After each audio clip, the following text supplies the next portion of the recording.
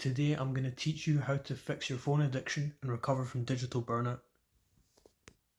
Also, if you want one-on-one coaching with me, you can go to the link in the description and it will take you to my coaching page. I'm offering one-on-one coaching with daily check-in phone calls, weekly video calls and ongoing message access, so you can message me whenever you need to and I can keep you on track with reaching your goals. So starting off, if you want to decrease digital burnout, you don't just want to remove the negative stimulus. You don't want to just remove TikTok, delete Instagram. Because when you delete those things, you're going to have a whole bunch of time and you're not going to have any idea what to do with it. So what you want to do first off is, rather than decreasing the bad, is you increase the good. Even if you were to increase the good, I think to an extent, you could increase the good, leave the bad as it is, and then it'll kind of whittle away itself. Because you'll be focused on such good habits and good goals that you're working towards that the bad habits will eventually become irrelevant. But you'll want to decrease the bad additionally. That is probably the best thing to do, is to increase the good and at the same time remove negative stimulus. So starting off, increasing the good, you want to start off with picking some goals. Write down 10 things that you want to achieve by the end of this year. Don't overthink them yet, just write down what goals you want to achieve. Now we have to make sure that they're smart goals. So you don't want to just write get fit, or you want to write get in shape, or do good in school, do good in uni. You want to have specific goals. So the best thing to do is to go by the SMART acronym. SMART: specific, measurable, achievable, relevant, and time bound. So instead of writing get fit, you would write you want to lose 5 kilograms by December, let's say. Or if you want to say be more religious, instead you would write something like read all 5 of your daily salah by the end of the year. These goals will shape the things that you prioritize each day. So choose things that are important and things that matter to you. Up until this point, if you're suffering from digital burnout, you're probably not achieved many of the goals that you've been wanting to over the last year, 2 years, maybe even more. So if that's the case, then there's no point in putting 10 goals and trying to achieve all of them within the next 6 months. You want to kind of focus on the things that are most important. So take the 3 most important goals, circle them and cross out the other ones, because those 7 other goals are going to be the things that prevent you from reaching the main 3. Now, when you've got those 3 goals, we're going to look at breaking them down into the daily habits that you're going to do. Now that you've chosen your 3 goals, you want to ask yourself, what specific actions do I need to take to reach these goals? You want to break each goal into simple and clear steps. So for example, if you want to get A's in all of your exams at university, and the things that you do to achieve that goal is you would write summary notes from your lectures, you would do past paper questions, you would do textbook questions, you would read through the textbook sections, watch lectures or tutorials, create flashcards, things like that. So focus on the actions, not just the outcomes. Additionally, when it comes to writing goals, you want to frame them around an identity. When you formulate an identity and then align yourself with that identity, you'll be more likely to achieve them. So for example, rather than just saying, I want to get all A's in my exams, you could say, I want to be a straight A student. Instead of saying, I want to eat healthier, say, I want to be healthy. Not only that, don't even say, I want to be healthy or I want to be a good student. Say, I am healthy, I am a good student. Therefore, I do study, I do practice questions every morning. I do eat within my calories. I do eat 2,000 calories a day. I do eat 100 grams of protein a day. I do 10 practice questions every morning. So when you have those goals, you break them down. What does a healthy person do? A healthy person goes to the gym. They eat nutritious food. They may remain within their calories if they're trying to lose weight, or they may eat enough protein if they're trying to put on muscle. So you've got your goals out. Now we're going to look at something called the 80-20 rule. The 80-20 rule says that 20% of your actions create 80% of your results. So not all effort is equal. Some actions will give you more than others will. So you want to find out for each of those 3 goals that you've got. You've written out all these habits that will help you reach those 3 goals. Now you want to find the 1, maybe 2, that you want to prioritize the most. Which of those will give you the biggest return on investment? So if we look at the university example, you want to get all A's in your exams, you want to be a straight A student, you have the writing summary notes, past paper and textbook questions, watching lectures, and creating flashcards. Now, if you're like me and you're doing a maths related degree, I'm studying physics. For me, the number one thing that's going to help me achieve my goals of getting A's is going to be practice questions. I need to get maths problems, I need to get physics problems, and I need to just burn through as many questions as I can.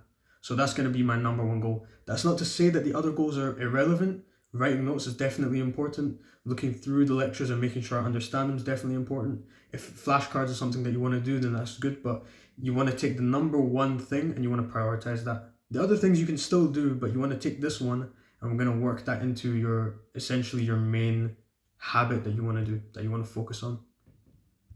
If you want to do the other things, like you want to read through your textbook again, try and understand the concept, you want to write flashcards, if you really want to highlight, although I'm not sure about the effectiveness of highlighting notes, but if you want to highlight notes, then maybe leave that for a time when you might be a bit more distracted, maybe after dinner when you're just relaxing, when you've kind of used up all your energy throughout the day and you're just resting, recharging. If you want to do something like that, maybe if you're out with your friends, if you're studying with your friends, because to be honest, personally, when I'm studying with my friends, I tend to get quite distracted. So I think leaving the high priority tasks for another time is probably better than doing it with your friends. Unless you're the type of person who has friends that you can focus. But me personally, I can't always focus when I'm with my friends. Now, when you've got these goals, I'm going to teach you about a principle that I learned called eat the frog. Essentially, if you're having dinner and someone's telling you, okay, I'm going to make you an amazing meal, your favorite food, but in addition to that, I want you to eat a frog, live frog. Do you want to eat it before or do you want to eat it after? Personally, I would want to eat the frog first, because if I'm eating the good meal, the whole time I'm going to be worrying about that frog. And then when I've had the frog, then, that's not a good experience. I'm not going to remember anything about the good meal. But if I have the frog first, then, get it out the way, and then you've got the good meal, you can look forward to it after, and then you can enjoy it and try and forget the frog that you just ate. So eating the frog is basically when you take the biggest, most difficult, most high priority task and you do that first. So what I like to do is first thing in the morning, I do my most high priority task. I do practice questions from my tutorials, from past papers, from textbooks. I just get all of that out the way for a solid block of work first thing in the morning. I get up, I work, and then you've got the rest of the day to do whatever you want. To go to the gym, maybe go out with friends, do whatever. So that's eating the frog. So those 3 tasks you want to do those first and you want to get them out of the way. And as you do them every single day, you can build up bigger and bigger blocks of work, and it will increase your concentration, it will increase your focus. Now we're going to look at decreasing the bad things themselves. Starting off, I want to talk a bit about mindfulness. A lot of people move through their day on autopilot. You wake up first thing in the morning, you check your phone, you scroll whenever you get bored. Before you go to sleep, you go on Netflix, so you start scrolling through your phone. So building mindfulness will help you notice these habits, so then you can change them. There's 2 specific ways I'm going to mention that will help you increase your mindfulness. Number 1 is the salah, the prayer. The prayer is the foundation of every single thing you do. If you focus on your khushu and your focus when you're in salah, that mindfulness will carry over to the rest of your life. That is the number 1 thing you need to do. If you are trying to become successful, if you're trying to recover from burnout, you're trying to achieve a goal, and you're not reading the salah, there's no point. There's absolutely no point at all. Salah is the number 1 priority. Now, I'm going to move on to a second thing that I think is very good. It's called mindful breathing. Now, mindful breathing is essentially a practice you can do to increase your mindfulness and to increase your focus, your attention. It's also good for relaxing and calming down. Essentially, what you do is sit down, close your eyes, and focus on just your breath. Breathe in and breathe out. Now, while you're doing this, you just focus on the breath. Focus on breathing in, focus on breathing out. Keep your attention there. When thoughts arise about whatever it may be, about your day, about this or that, whenever a thought arises, you acknowledge the thought and then you return the attention to your breath. And then once you've done that, that's essentially 1 rep of mindful breathing. Then you continue focusing on the breath. A thought will arise, acknowledge it, return to the breath. And then you continuously do that. You can start off with 30 seconds, a minute, then build up to 2 minutes, 3 minutes, 4. The more you do this, the better you'll become at focusing and you'll be more mindful. Doing these two things, focusing on mindfulness in the salah and doing mindful breathing, will help you increase your focus, your attention, your mindfulness. You'll stop doing things like scrolling mindfully every time you get bored. You'll be able to just sit and think about what you're doing. Now we're going to move on to actually decreasing the bad things. First off, the apps themselves. Should you delete them? Should you keep them? Should you throw your phone off a cliff? Personally, I think deleting these apps is the best thing you can do. I think deleting the apps, it will help massively, because when you start increasing these good habits and then you delete the apps, you'll go on your phone maybe in a moment of weakness, and then or just out of habit, you'll pick up your phone, you'll go on, and you'll realize that the apps are not there. Then you'll have good habits that you can turn to. I think even if you remove them for just a few weeks until you can kind of reset your brain, so you stop just going on your phone whenever you're bored, I think even that would be better than nothing. But definitely I think you should have things like TikTok, Instagram, if you can, have it deleted off your phone, at least for a while, for a short detox period. I think it's very, very beneficial. I tend to go through kind of phases of in and out where I'll have an app on my phone for a while, but I try and keep the default position that I don't have the apps on my phone. Even if I have to download it for one thing or another, it's kind of unavoidable to kind of never have social media ever, especially in today's world. But I definitely try and keep the default position, not having the apps on my phone. It just automatically, whenever I want to go on my phone, the apps are not there, and it gives me that quick moment of mindfulness where I think, okay, I should be on there anyway. I've opened the phone. You'll start to realize how many times you just turn your phone on for no reason at all, just because you were slightly bored or even just out of habit. Now, another thing that I think you should do is turn off your notifications. Other than maybe your phone app, your messages app, and something like WhatsApp, I definitely think you should turn off your notifications for random apps, because a lot of times we'll receive random notifications that have nothing, they're not important at all, but when our phone lights up, we open it, check the notification, it was unimportant. Now that we're on the phone, we'll go and start doing other things, or we'll get distracted. Even if you look at it from a perspective of the notification light turns on and then you lose focus for a little second, those little losses of focus while you're working or while you're doing something, they can pile up. How many times have we been working or been doing something and then your phone lights up because of a notification?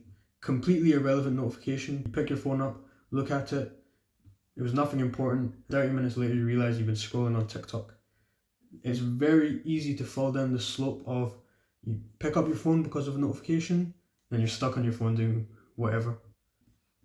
Another thing that I think is beneficial with regards to your phone is putting on grayscale mode. Essentially, you make your phone black and white. I think every phone would have that. Most phones at least should have it, where you can go into your settings and then you can turn on grayscale, black and white mode. That is really good for using your phone less, because color is one thing that these companies use to kind of lure you in and reel you in. They're very good at retaining you under the colors. It's kind of like, I've heard social media be compared to a jackpot machine, where the lights and colors are very alluring and they lure you in. It can get you distracted. So turning on grayscale mode can actually make your phone less appealing. Like, it makes it less fun to look at your phone, and you're not really changing the actual mechanics of the phone. You can still use your phone as normal, but the grayscale mode just makes you much less likely to stay on it. Another thing you can do is to keep your phone out of sight. Or whenever you're doing anything, or even just your normal general state, keep your phone out of sight. Put it in another room, put it in your drawer. Especially if you're studying or you're doing something important. Keep it in a drawer or keep it in the other room. You'll eventually, the more you do this, you'll eventually just forget. What we want to do here is make the default state that you don't have your phone on you, that you're not scrolling on these apps, that you're not using them. It's essentially impossible to live without a phone today. You need it for work, you need it for sociability, many more things. It's very important to have a phone today. You can't really get by without one, or it would be very difficult to do so at the very least.